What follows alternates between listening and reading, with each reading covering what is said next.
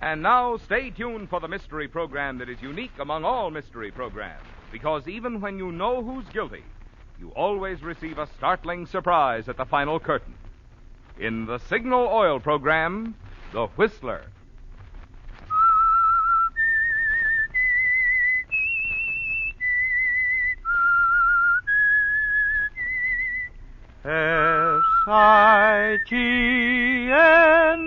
S-I-G-N-A-L Signal gasoline.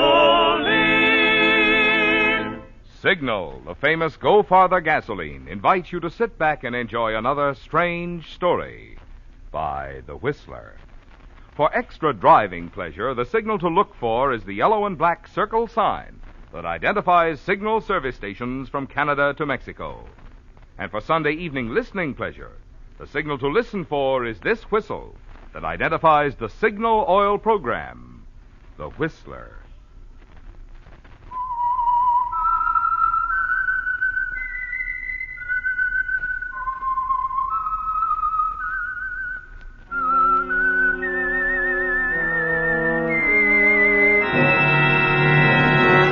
I am the Whistler, and I know many things, for I walk by night. I know many strange tales hidden in the hearts of men and women who have stepped into the shadows. Yes, I know the nameless terrors of which they dare not speak. And now, the Whistler's strange story, The New Mrs. Devlin.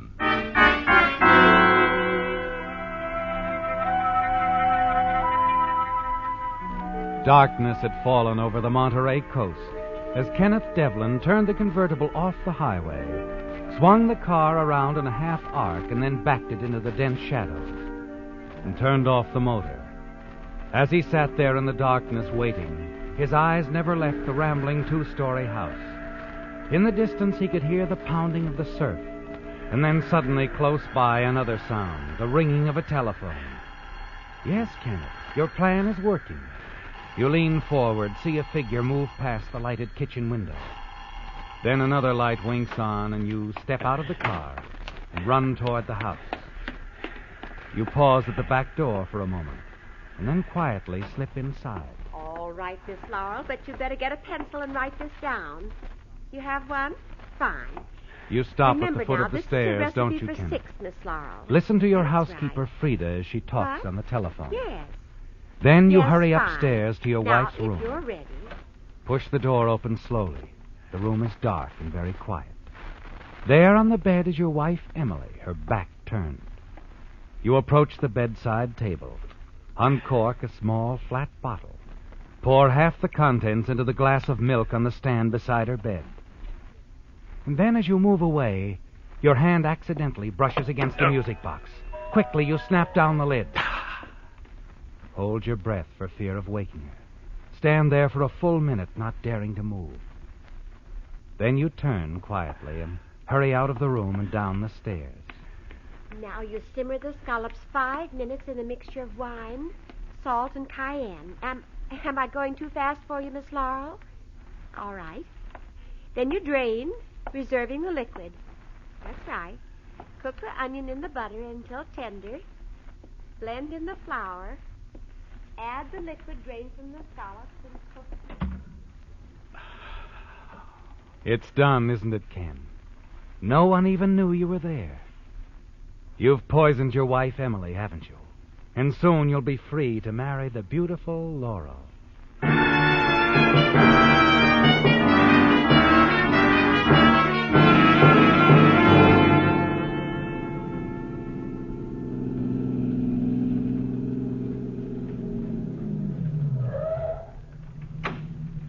All right, Laura, get in. Ken, did everything go all right? Yeah, sure.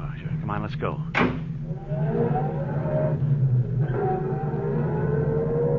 Hey, your phone call was perfect, honey. Had all the time in the world. Ken, are you sure everything went all right? Why, of course. Why? Frida left the phone for a moment. She what? I couldn't help it. She said there was something on the stove. How long was she gone? Not more than a minute or so. Well, I'm certain she didn't see me. If she had, I think she would have spoken. Now, we better separate. All right, darling. I'll drive you up to the highway and you can take a bus home. I'll get in touch with you later. And don't worry, Laurel. I'm sure we're in the clear.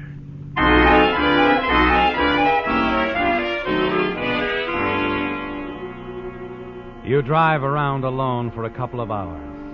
It's almost 10 o'clock when you return to the house. As you step inside the front door and close it, you remove your overcoat. Mr. Devlin? You turn at the sound of your housekeeper's voice. She's standing at the head of the stairs looking down at you. And you notice a strange look in her eyes. Then slowly she walks down the stairs toward you. Sorry I'm late, Frida. I couldn't help it. I suppose dinner's completely ruined. Mr. Devlin, I've been trying to reach you. Oh, well, Well, what's the matter, Frida? You're as white as a sheet. Oh, Mr. Devlin, I didn't know what to do. It was such a long time before the doctor came, and... Dr. Ferris? You'd better go upstairs, sir. Upstairs? What? Frida, what's happened? It's your wife, Mr. Devlin. She's dead. Dead? No. What was wrong? What did Dr. Ferris say? He wasn't greatly surprised. Oh, her heart, you know. She'd been sick for such a long time, poor dear. Yes. Poor Emily. I suppose it was all for the best, Mr. Devlin. Huh? Oh, you understand what I mean. Oh, yes, of course. Yes, you're quite right, Frida. I'm sure it was all for the best.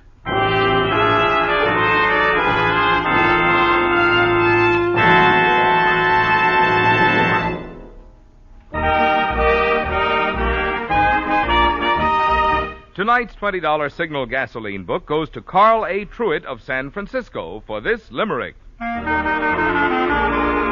Said the man in the moon with a sigh, if only some signal they'd try, they'd go farther by miles through these misty defiles and catch that ghost herd in the sky. Signal, signal, signal gasoline. Your car will go far with go farther gasoline.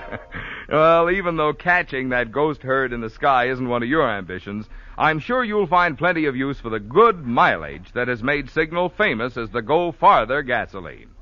And at the same time, you'll enjoy the other benefits that naturally go hand in hand with mileage.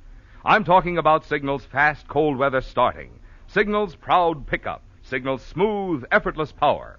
So whether you're looking for economy or just real driving pleasure, remember you'll find both in Signal, the famous Go Farther gasoline.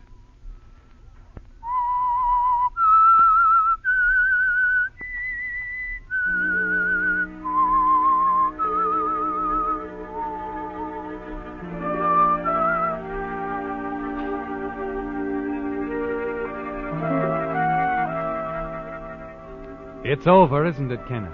Your wife, Emily, is dead. And you're sure no one suspects you poisoned her. Not even Frida, your housekeeper. Dr. Ferris stated it was her weak heart. The cremation service for Emily makes it certain now that no one will ever find out how she died.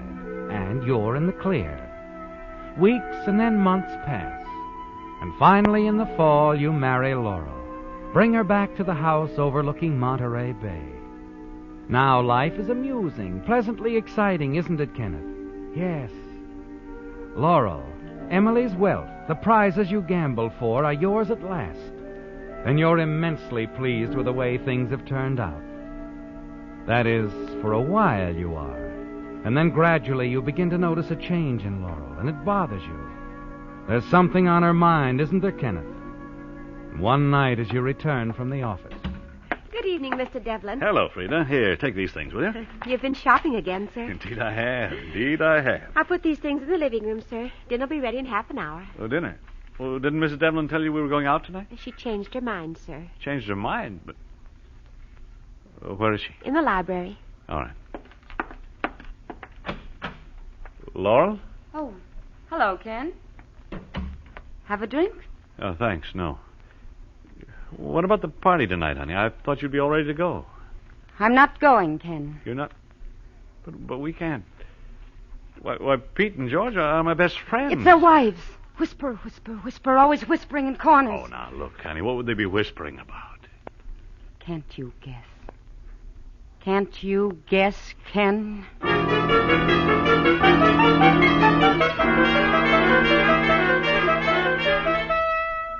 That was the beginning, wasn't it, Kenneth? The first indication of trouble ahead. She's afraid people will find out you poisoned your first wife, Emily.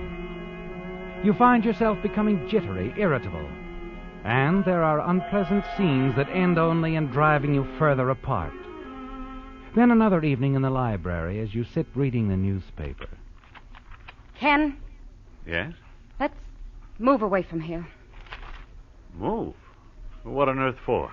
I just want to get away, that's all.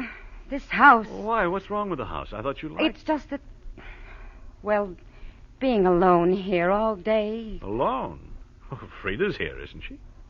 Yes, Frida's here. Well, what in the world? It's Frida, the house, everything in it reminds me of Emily.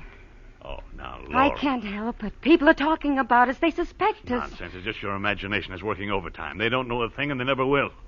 As long as you keep your head. But Ken... You've got to take hold of yourself, Laura. Nothing to worry about. Now forget about it. Please.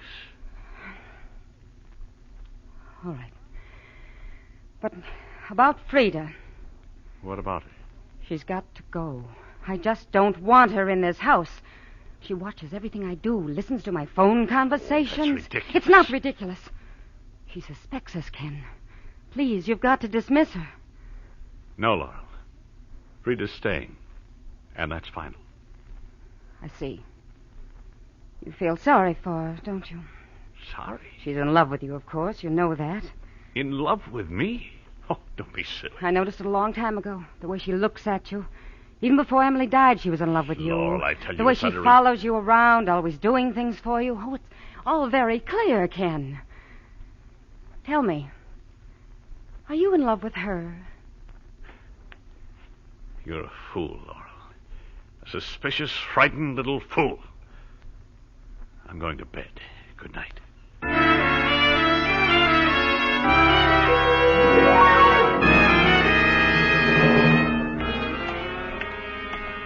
Well, good morning, Ken. Oh, George, how are you? Fine. Yeah, great morning, isn't it? Yeah. On your way to the office? Yeah, I thought I'd walk it for a change. Say, how come we don't see you folks anymore? Getting antisocial or something? Oh, no. Well, Laurel's not been feeling too well lately, and I've been pretty busy. Sure. Just kidding. Laurel going on a trip? Trip? Yeah, I saw her about 10 minutes ago heading to the bus station.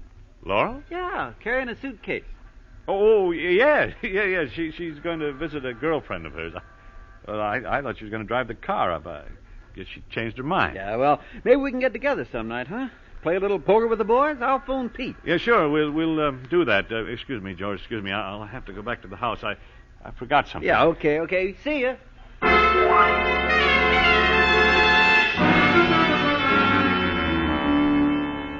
Okay, folks. Bus for San Francisco's ready to load. Have your tickets ready, please. Come on. This is the bus for San Francisco. Going someplace, Laurel? Ken, Better give me that suitcase. Ken, I left a note for you. I thought I'd just spend a few days in San Francisco, shopping, get things off my mind, you know. Suitcase, Laurel. All right. Here. You were running away, weren't you? No, I wasn't. Ken, Come on. We're going back home. please, Ken. Frightened people do stupid things, make mistakes. And I can't have that, Laurel.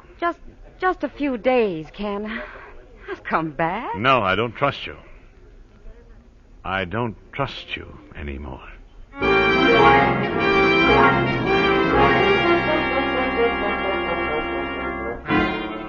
Marriage to Laurel was a mistake, wasn't it, Kenneth? You realize that now. She's no longer the clever, even-tempered woman you dared so much for. She's losing her nerve, a coward, a weakling, and she can be dangerous. Frida has already told you that Laurel attempted suicide on 2 different occasions, and you decide you'll have to watch her closely from now on. In the days that follow, you spend more and more time working at home. But late one afternoon, some unexpected business takes you down to your office in the village. And then it happens. Yes? You your house calling, sir. Oh, very well. Hello? Mr. Devlin, this is Frida. Can you come home right away? What's wrong, Frida? It's Mrs. Devlin, sir. She's ill.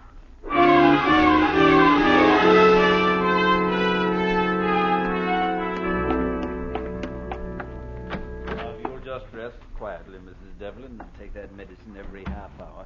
See that she does, huh, Frida? I will, Doctor. Yes, well, I shall look in again this evening. Goodbye. Oh, Ken. How is she, Doctor? Oh, nothing to worry about. She'll be all right. Just nervous, upset stomach, but I'd watch her for a while. Frida told me she's attempted suicide once or twice. Yes, I know. She told me, too. I'll watch her, Doctor. Very closely.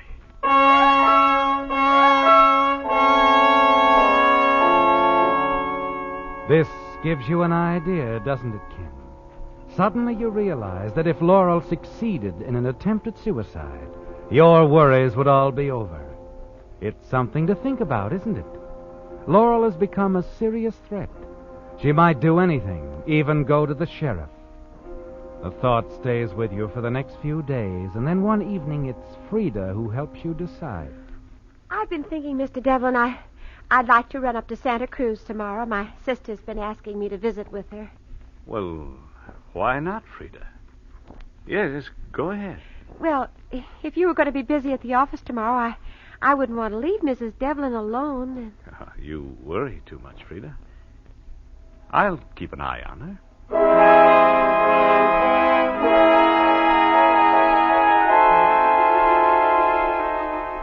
It's an opportunity, isn't it? And you don't hesitate to take advantage of it. Laurel will be alone in the house. It's got to be done, you tell yourself. And it might just as well happen tomorrow.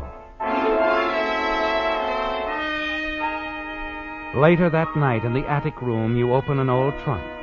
Take out a small flat bottle, the same poison you used for your first wife, Emily. As you stand there staring at it... Oh, Mr. Devlin, I didn't know you were here. What is it, Frida? Well, I just came up to get some things I'd stored away, some presents for my nephew, but I won't disturb you if you're... Oh, it's quite all right. I was just leaving. Oh, Mr. Devlin. Yes? About breakfast in the morning, I'd planned to catch the 8 o'clock bus. Now, don't worry about us. I'll manage. You run along.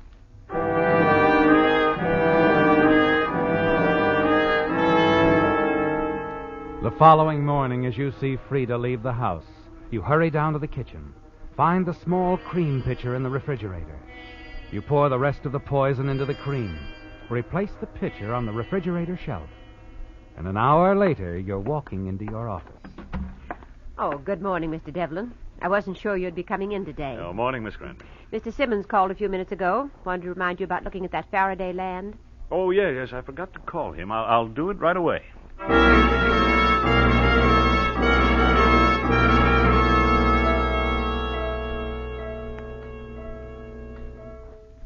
After you phone Mr. Simmons, put in several other calls.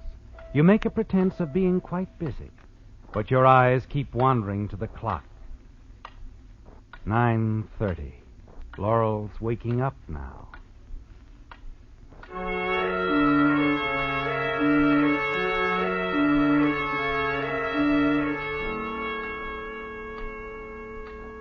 $10. Soon she'll leave her room. Move down to the kitchen. Breakfast. The same breakfast she always eats. Coffee and cereal. With cream.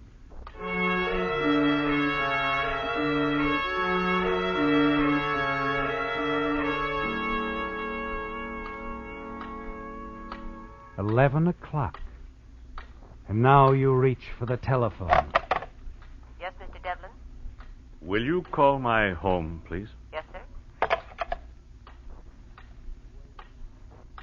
You've waited an hour and a half, haven't you, Ken? 90 long minutes.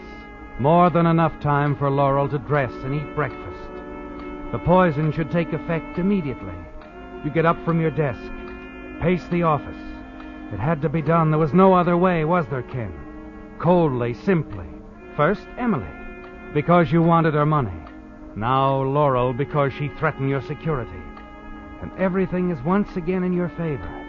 Frida has told the doctor that Laurel had tried suicide before. This time she will succeed, won't she, Ken? While you are absent from the house. Yes? I'm sorry, Mr. Devlin. I've called your home, but there's no answer.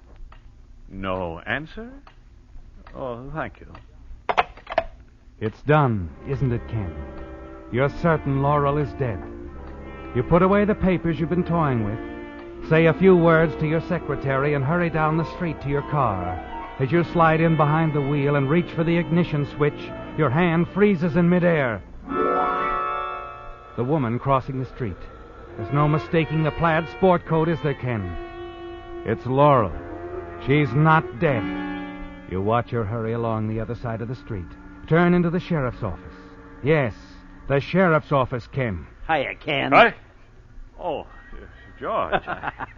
Jumpy, ain't you? Hey, what's the matter? Ken, you look like you've seen a ghost. Excuse me. I'm in a hurry. Hey, what ghost? Ken, what's the matter?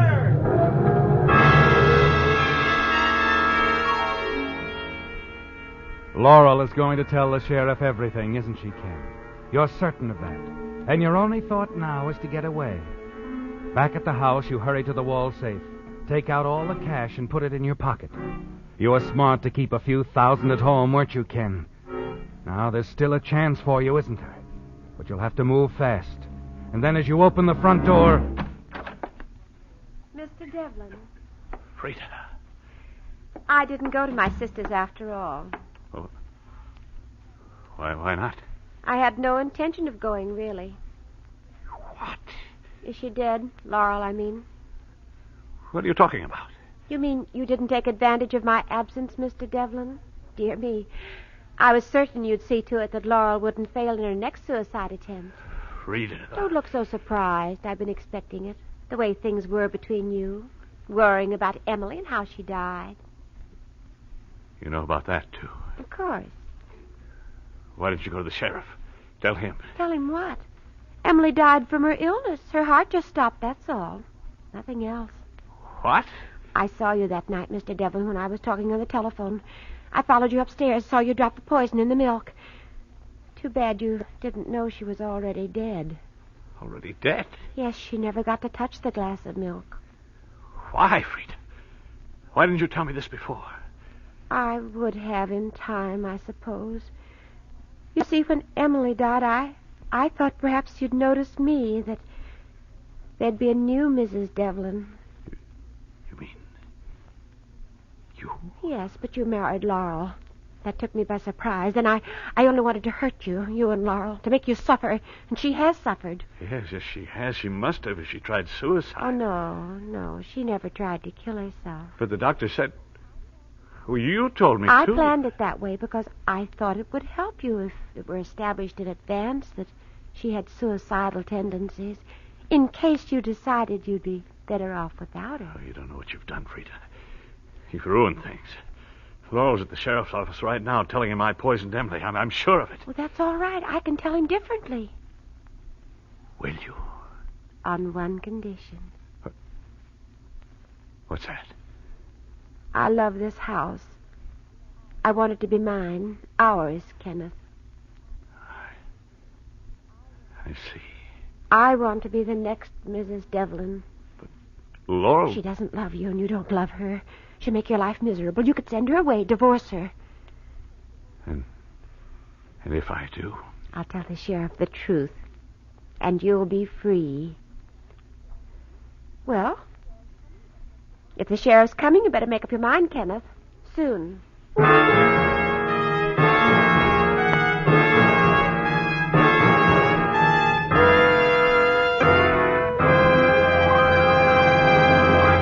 When you need a new automobile battery, you usually need it quick. You haven't time to shop around and compare prices and features. For that reason, it may pay you both in savings and satisfaction to know about the new Signal Deluxe battery that you can get on easy credit terms at any Signal service station. You actually get up to 35% more power from Signal's new Deluxe batteries. because their improved design microporous all-rubber separators hold twice as much acid solution between the plates. And when it comes to trouble-free service, these new Signal Deluxe batteries last so long that signal dealers guarantee them a full 30 months on a service basis. That makes the cost per month amazingly low. And the generous trade-in allowance signal dealers are now giving for old batteries makes the cost even lower. So why wait until your old battery lets you down completely? Stop at a Signal station now. Find out how little it will cost you to enjoy quicker starting and freedom from battery worries with an extra powerful, extra long life Signal Deluxe battery.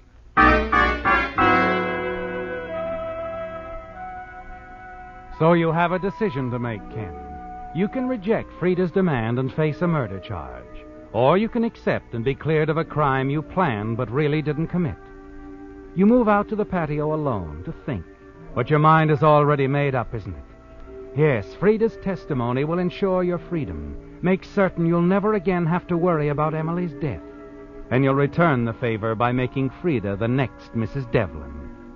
The minutes pass and you wait for the sheriff to arrive. Finally, his car pulls into the driveway and he steps out. Leaving Laurel in the car with the deputy, he starts up the path toward the house. As he does, you hurry back inside and meet him at the front door. Mr. Devlin? Yes? Your wife just told us a very interesting story. She's confessed that the two of you poisoned the first Mrs. Devlin. No, Sheriff, she's wrong. We didn't kill her. Emily died of a heart attack. She never drank the poison. That's so? Yes, and I can prove it. Frida, my housekeeper, she'll tell you. Come along, Sheriff. All right. Frida? Frida? Oh, this way, Sheriff. She's probably in here. Frida, are you... Frida is slumped over the kitchen table. Close at hand is a coffee cup and a pitcher of cream, empty. The poison cream you meant for Laurel. Frida. Frida! Just a minute, Devlin. Sheriff, She's dead. But she could have told you the truth. I didn't poison Emily. I didn't. I guess that's something we'll never know for sure. But it won't be hard to find out how your housekeeper died. Will it, Devlin?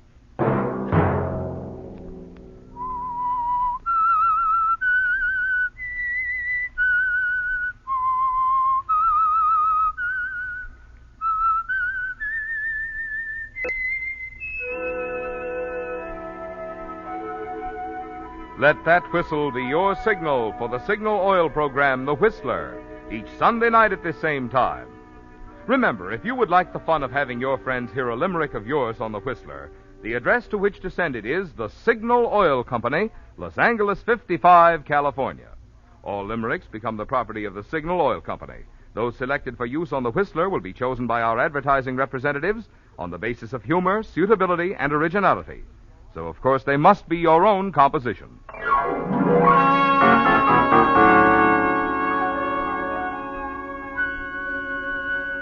Featured in tonight's story were Willard Waterman, Sarah Selby, and Georgia Ellis. The Whistler was produced and directed by George W. Allen, with story by Louis Estey, music by Wilbur Hatch, and was transmitted to our troops overseas by the Armed Forces Radio Service. The Whistler is entirely fictional, and all characters portrayed on The Whistler are also fictional. Any similarity of names or resemblance to persons living or dead is purely coincidental. Remember, at the same time next Sunday, another strange tale by The Whistler.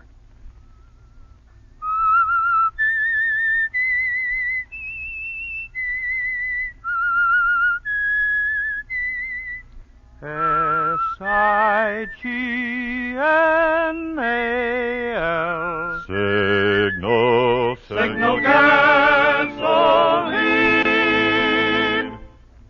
Don't forget, when you give to the community chest, you're helping not just one organization, but many worthy causes that directly benefit 4 out of every 10 families. Think of that when you're deciding how